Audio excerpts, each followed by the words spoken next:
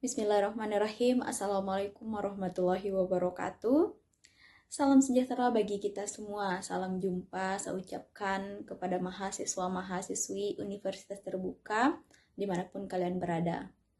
Baik, sebagai permulaan saya perkenalkan nama lengkap saya Yuyun Ayu Lestari MPD. Bapak Ibu mahasiswa cukup memanggil saya Yuyun.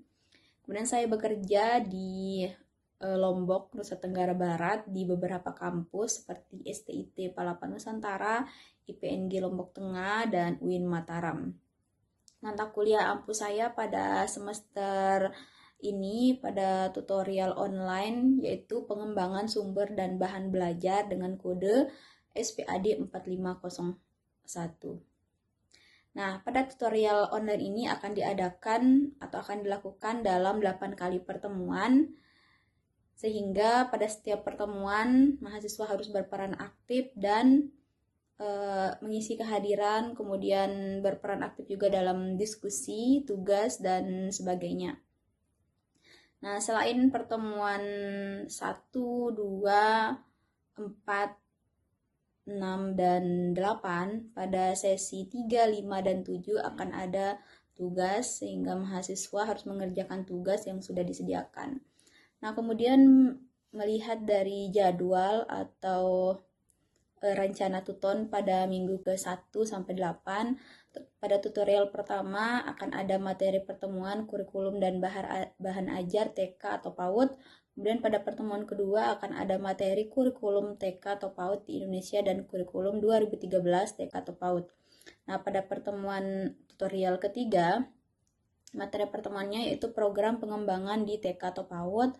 Kemudian tutorial keempat ada model pembelajaran dan pendekatan saintifik di TK atau PAUD dan struktur kurikulum TK atau PAUD di Indonesia.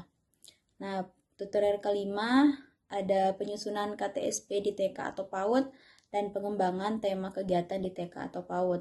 Kemudian di tutorial ke-6 ada penyusunan rencana pelaksanaan pembelajaran atau RPP di TK atau PAUD. Kemudian tutorial ke-7 ada pengembangan standar operasional prosedur atau SOP di TK atau PAUD, dan tutorial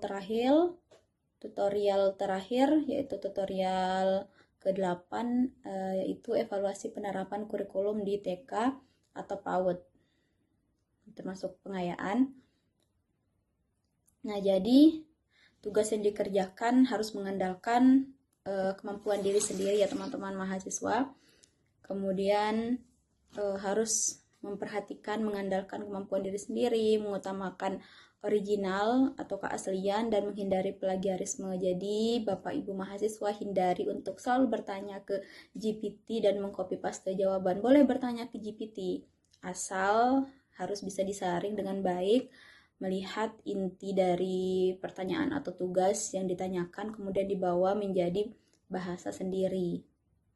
Jadi harus dikembangkan, bukan bertanya ke GPT atau ke internet, mengcopy paste, langsung plak ketik plak, tidak ada perbaikan atau tidak ada jawaban pengembangan dari diri sendiri. Kemudian beberapa juga jangan lupa untuk selalu mengisi kehadiran, karena jika tidak mengisi kehadiran sama saja Bapak Ibu mahasiswa tidak dianggap untuk hadir. Jika ada pertanyaan silahkan menghubungi saya, nanti saya akan membuat grup, nanti bisa di chat melalui email atau WA juga, nanti saya akan unggah nomor HP. Jadi tidak ada alasan Bapak Ibu untuk melewatkan sesi diskusi, sesi kehadiran, sesi tugas jika tidak memahami. Boleh Bapak Ibu menghubungi saya kapanpun, akan saya jawab di waktu yang tepat ya, tidak di waktu yang memang waktu untuk istirahat, untuk kenyamanan kita bersama. Kemudian selain ada di e-learning, Bapak Ibu juga dapat mengkaji lebih lanjut materi terkait dengan pertemuan pertama atau tutorial 1-8 yang sudah disajikan pada buku materi pokok atau BMP atau juga dikenal dengan modul UT dengan kode bahan ajar PAUD 4207, kurikulum dan bahan ajar TK atau PAUD.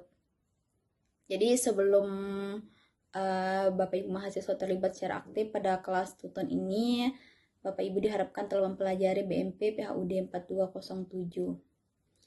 Nah, selain itu, mahasiswa juga diharapkan mampu menerapkan pemikiran logis, kritis, sistematis, dan inovatif dalam pengembangan atau implementasi kurikulum. Mengingat materi yang disajikan pada BMP PAUD 4207 telah disusun berdasarkan kompetensi yang hierarki, sehingga kami menganjurkan Bapak Ibu mahasiswa untuk mempelajari materi pada BMP tersebut secara berurutan. Kami juga telah membuatkan rambu-rambu urutannya dan capaian pembelajaran khusus pada setiap sesi tuton melalui RAT atau rancangan aktivitas tutorial yang kami lampirkan pada bagian minggu ini. Kemudian disediakan 12 materi utama yang memuat strategi pembelajaran materi pada BMP PAUD 4207.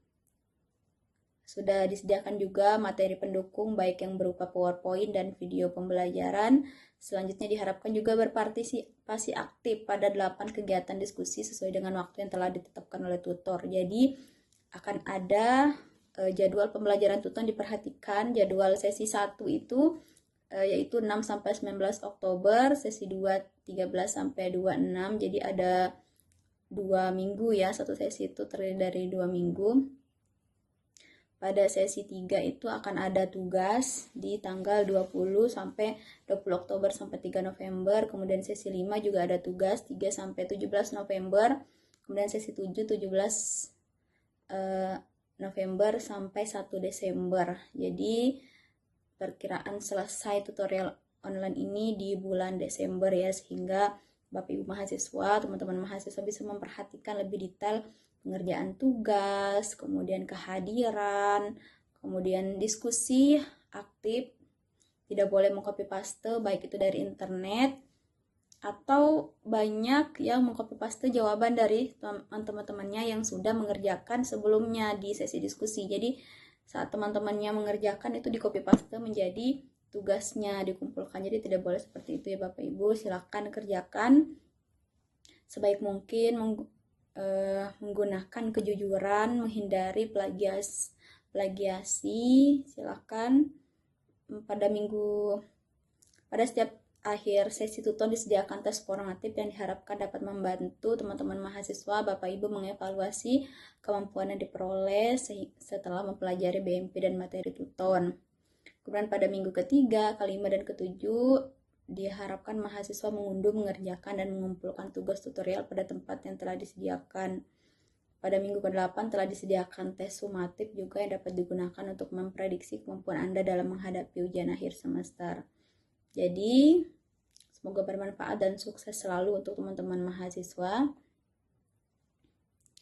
Demikian perkenalan saya ucapkan selamat datang dan selamat mengemban ilmu, mencari ilmu sebanyak mungkin, bisa bertanya dan memberikan pendapat juga. Silakan, saya akan sediakan ruang untuk bertanya, bisa menghubungi saya melalui WA atau melalui email. Terima kasih, cukup sekian dari saya. Sampai bertemu di sesi 1 sampai sesi 8. Semoga kita semua sehat selalu. Sampai jumpa, terima kasih. Wassalamualaikum warahmatullahi wabarakatuh.